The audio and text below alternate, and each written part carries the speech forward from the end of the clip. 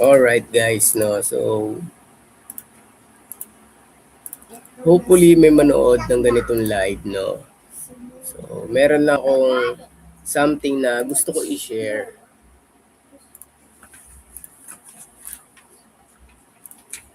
para hindi naman sayang yung mga ideas na naiisip ko right now.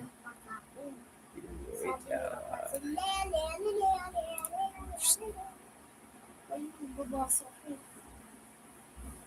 Sabi niya, Rapunzel, gusto mo titingnan Wait lang. ng stars. Tapos sabi ng mamang niya, Rapunzel, huwag magtingin sa star.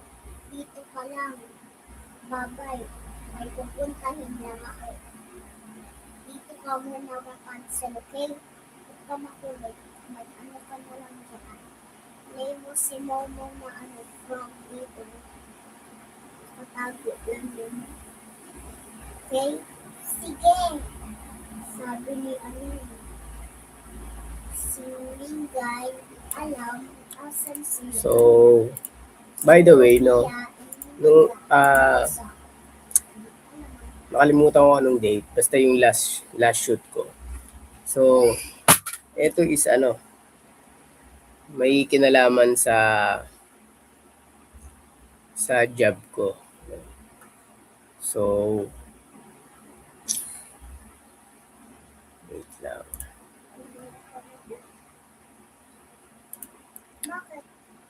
At meron kasi ako nakita guys, no, sa may Facebook, no, na nagtanong na anonymous person, pero I think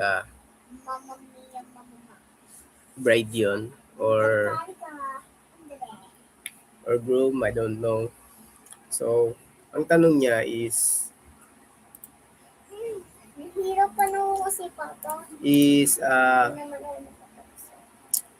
sulit ba yung ang sabi niya doon sa group sa Facebook group na kung sulit daw ba na sa ganitong presyo, worth it daw ba yung mga ganitong inclusion. So, hindi ko na i-disclose kung ano yon. Pero ang pinaka-point kasi nung nagtanong doon sa may Facebook group na yon is naghahanap siya ng mga wedding supplier. Lalo na sa mga photo and video. Kasi yung tanong niya is talaga is patungkol talaga sa photo and video.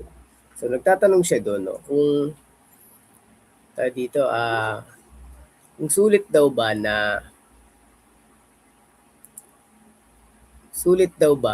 yung ganitong presyo para sa gantong inclusion.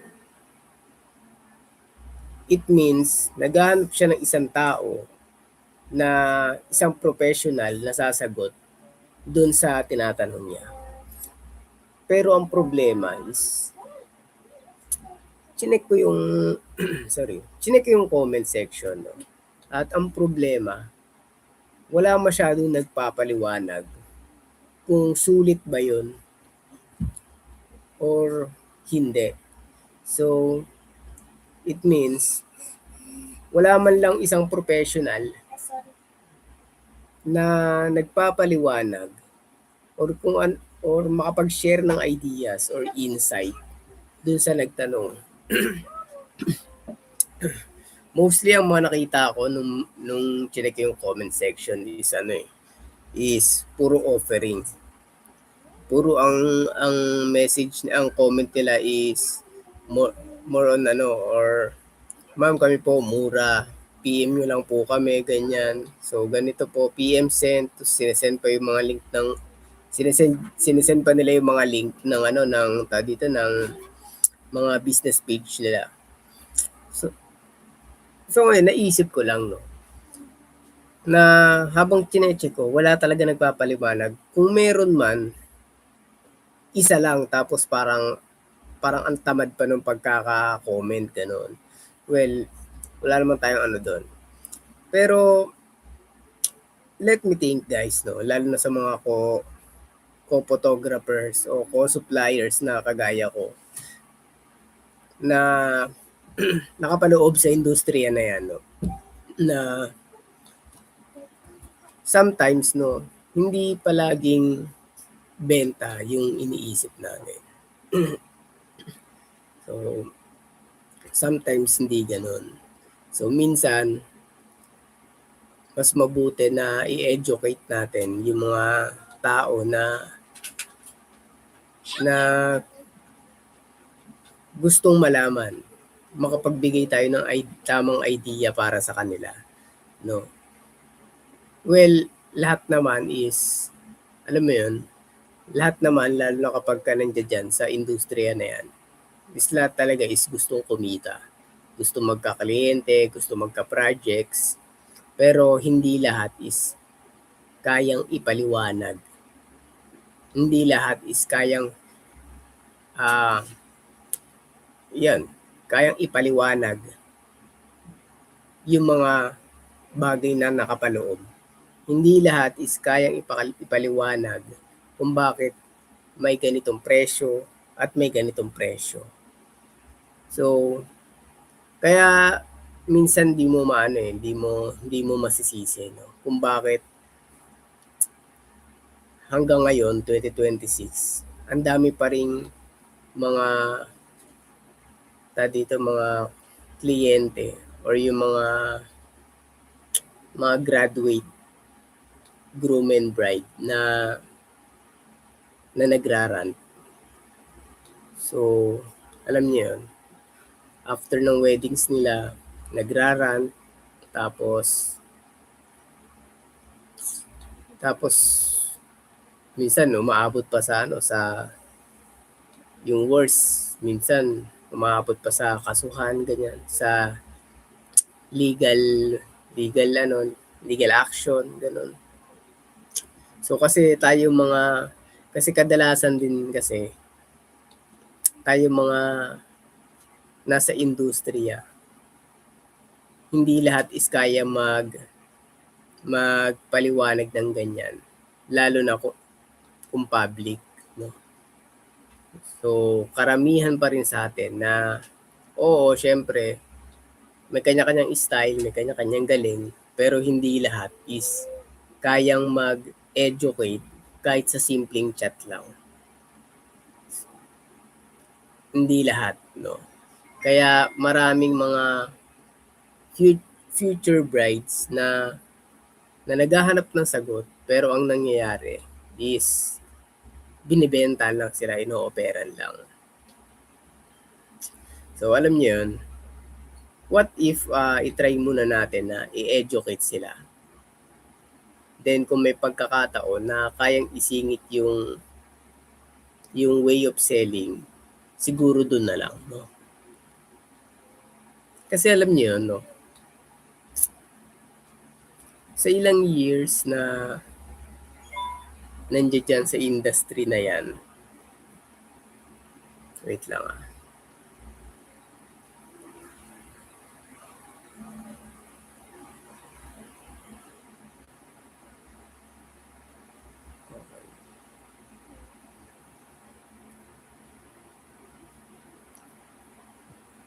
So alam niyo yun, no? Kaya kaya sa akin, inaral ko talaga magkaroon ng lakas ng loob para gumawa ng mga contents. Lalo na yung mga positive contents. Yung educational, kahit alam niyo yun, kahit sa personal is hindi naman talaga ako ganun. Pero kasi, as a professional, no? As a professional at dahil nandiyan ako sa profession na yan, so kailangan no? So, dumating kasi sa time na ganyan din ako before, no? So, nung mga bago-bago ako, halos wala rin ako masyadong experience. Meron ako experience how to sell, pero how to sell for my previous work. Pero alam niyo yun, iba kasi kapag kayong sa ganitong profession, no? So, although may similarities, pero iba minsan kailangan mo idepende sa sitwasyon na makakausap mo. Then, kung paano mo ipapaliwanag, how the way you explain dun sa tao na nasa harap mo or dun sa taong nagtatanong, no? Usually kasi, ang nangyayari dito sa atin, dito sa Pilipinas, no, is yun nga, nagbebenta, pag kami naghanap, benta, ganyan. Well, wala namang problema doon. Pero, hindi lahat kasi ng mga napasok doon, lalo sa panahon ngayon, doon sa group na yun, is naghahanap. So, minsan, may mga future client na nag-aano ng advice muna kung paano ba kumuha ng kung ano ba yung dapat hanapin sa isang photo in video team, kung ano nga ba yung supplier na kailangan nila for their wedding. So guys, no, what if gawin natin yung ganung mindset, no, na before we sell, let's educate them first para magkaroon sila ng idea at alam niyo yun, ang hirap siya ipaliwanag pero kasi once na meron kasing client na may nakausap na ganun tao na binibigyan muna sila ng idea at hindi agad binubungad yung selling, dun sila mas nagtitiwala. What if ganun yung gawin natin, no? As a photo in video supplier sa mga, lalo na pag sa mga wedding or any event, no, na hinahawakan natin, kinukuha natin projects, no. So what if try natin na i-educate muna lahat sila, then hayaan natin mag-decide sila kung kukunin nila tayo. So sa ganung mindset kasi, mas malalaman ng tao na kung ikaw talaga yung karapat-dapat para sa kanila. So sumusunod na kasi yung yung gawa mo, ano na yun kasunod na yun So kusang lalabas na lang yun. Pero siguro simulan natin sa pagbibigay ng ideas, ng insight as an artist, no? Para yung client or yung mga future na bride and groom, future clients mo, is makuha sa'yo. Hindi lang ng knowledge, syempre. Syempre, yung tiwala, yung trust. So, yan kasi yung unti-unting nawawala sa panahon ngayon. Kasi biruin mo, kahit mismong sikat na influencer, nagagawang manloko. At maraming tao ngayon dito sa internet na malakas na yung loob na magsalita. Pero hindi lahat is kayang panindigan kung ano yung mga sinabi nila. Yun yung mga palagi kong nakikita kapag nakatambay ako sa social media. At eventually, makikita mo rin sa mga balita. Lalo na yung mga scamming, ganyan. So ngayon, napakaraming tao rin na merong mabuting puso pero hindi nila kayang magsalita. Diba? Hindi nila kayang magpaliwanag. So kaya naisip ko lang, no, na bago ako tumawid sa content creation, bago ako tumawid sa content creation, laking advantage Although sa una napakahirap niyan, pero kapag nasanay ka na rin, nagiging nagiging natural na lang sa'yo. Well, alam naman natin lahat is ganun. Pero ang pinagkaiba lang ngayon is hindi lahat is kayang mag-educate ng mga inquiries at hayaan silang mag-decide kung ikaw ba talaga yung para sa kanila. 'Di ba guys, no? So, try nating i-program yung utak natin na wag munang magbenta. So, start muna natin dun sa insight na nakikita natin dun sa mga inquiries na papasok or magme-message sa business page natin at sa mga magtatanong, no? So, kapag ganun kasi nangyari, hindi mo man mabentahan ngayon yan, yung tao na yan. Pero malaki yung impact na may iwan mo sa kanila after mo sila makausap. So, kaya sa akin, hindi 100%, hindi ako magaling talaga din sa bentahan. Pero, siguro kahit papaano sa reading comprehension, medyo naiintindihan ko yun. Kasi biruin mo, kapag may nagtanong, it means kailangan ng sagot. No? Pero madalas na nakikita ko, nakakalungkot man, pero karamihan sa atin, lalo na yung mga bagong usbong, yung mga baguhan, ako baguhan lang din ako, pero kahit papaano naman is may naging hanap buhay ko talaga to. Kumbaga kahit papaano hindi ako nawawalan ng shoot, ng event, ng project sa kada buwan. So ganon. No. So karamihan kayo sa ganon is imbis na ipaliwanag or imbis sagutin yung question, ang ginagawa is nauuna offering. So alam niyo yun, kahit sino syempre hindi naman agad na magtatanong. Basta syempre iba-iba ang tao. Pero yun lang naman, no. Bigla ko lang kasi naisip kasi nakatambay ako sa Blue Up kanina. And dun nga sa mga page groups, no. May mga ganun nagtatanong. Then siguro sa 65 na nag-comments, ang nakita ko lang na sumagot is 2.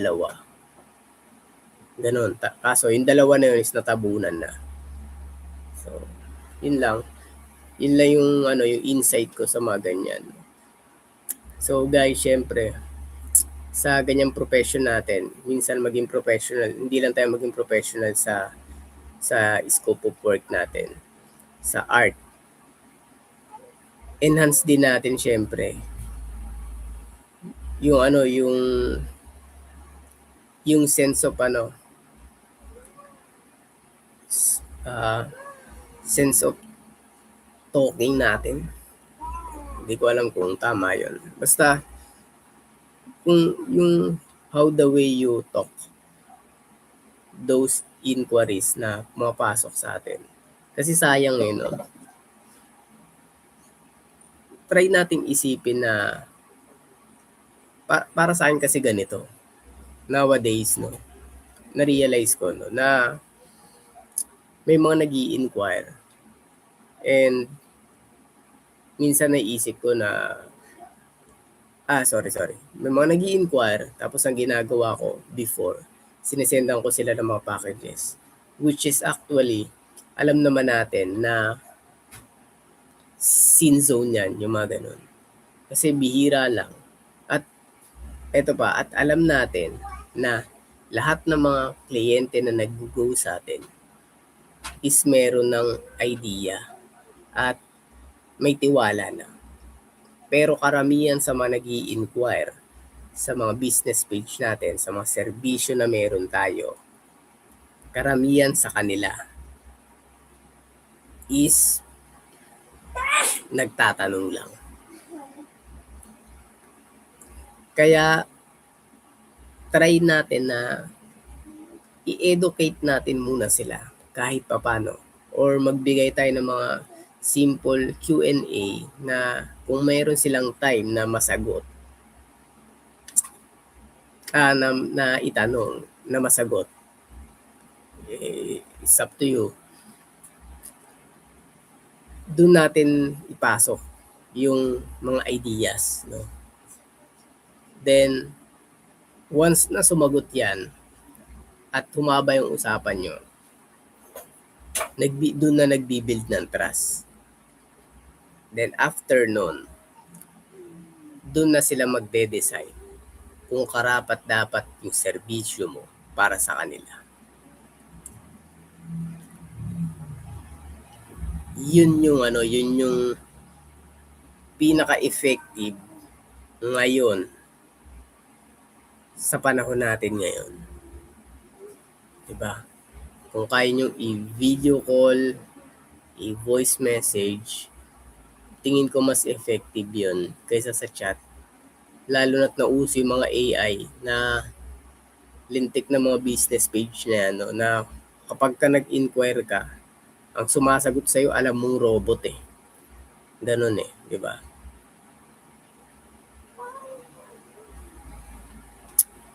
So, ano siya tayo dito? May advantage yung mga AI, pero dito sa Pilipinas, mas malaki yung nagiging disadvantage ng mga AI na yan. Dahil karamihan sa atin dito sa Pilipinas is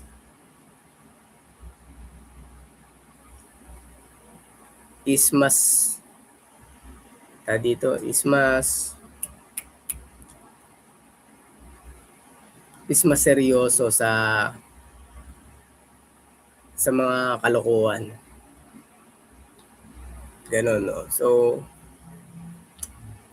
tingin ko this a good timing, no, para mag-share ng ideas nang sa ganon hindi man magpabook sa'yo, pero yung impact na may iwan mo sa mga yan is talagang solid, no? Yun lang naman, guys. So actually, tinry ko lang to live na to at walang manonood nito. Pero babalikan ko to kapag alam nyo na, nakalimutan ko yung mga pinagsasabi ko. Pagka lumilihis na ako ng landas, no, meron akong video na babalikan. Ayun, no, walang nanonood, but it's good. I'm just right.